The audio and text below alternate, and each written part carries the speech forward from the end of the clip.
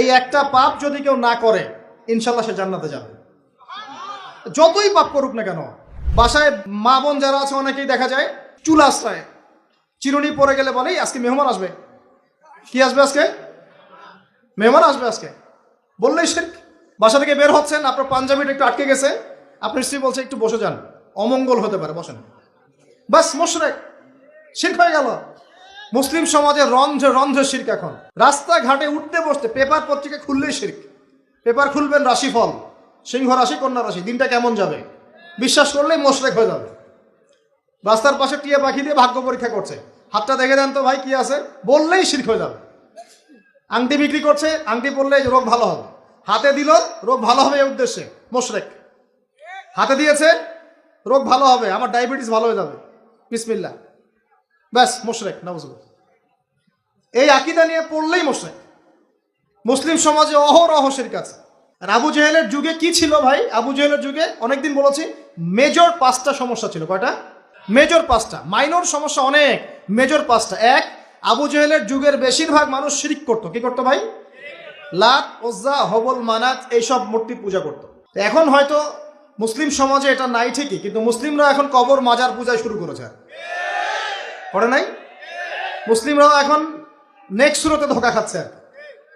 শিরক তো আমাদের সমাজে চলছে। শিরক কি হয় কেন আমি লেকচার দিয়েছি, দেখবেন মুসলিম সমাজে কত শিরক চলছে।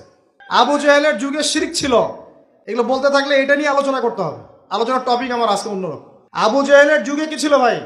শিরক ছিল, সমাজে রন্ধ্রে রন্ধ্রে শিরক ছিল। এখনকার সমাজেও শিরক আছে।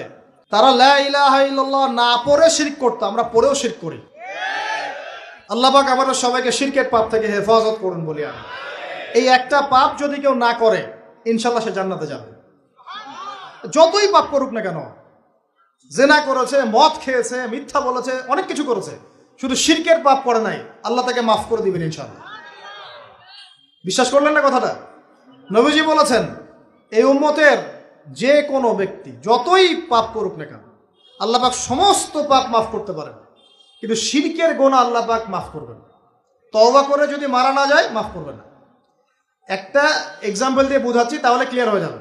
মনে করেন কেউ একজন জেনা করেছে, তওবা করার সুযোগ হয় নাই, মারা গেছে, নাউজুবিল্লাহ। এখন আল্লাহ পাক কিয়ামতের মাঠে এই জেনার পাপটা মাফ করে দিতে পারেন, যদিও সে তওবা করে নাই। যদিও সে তওবা করে নাই, আল্লাহ পাক এই পাপটাও মাফ করতে পারেন। কিন্তু একজন ব্যক্তি শিরক করেছে, তওবা করে নাই, কিন্তু এই অবস্থায় যদি কাল কিয়ামতের মাঠে আল্লাহর সাথে সাক্ষাৎ করে, আল্লাহ তার গুনাহ মাফ করবে না। এই শিরক আর অন্য পাপের এই হলো পার্থক্য। তাহলে সবচেয়ে কোন বিষয়টা থেকে আমাদের বেঁচে থাকা উচিত ভাই? শিরক কি ও কেন, একটা বই পাওয়া যায়, কিনে নেবেন। কিতাবুত তাওহীদ একটা বই আছে, পড়ে নেবেন। কোরআন সুন্নাহর আলোকে বিশুদ্ধ আকীদা, এরকম অনেক বই পাওয়া যায়।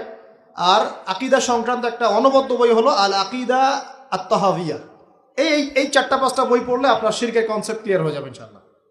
আল্লাহ পাক আমাদেরকে পড়াশোনা করার তৌফিক দান।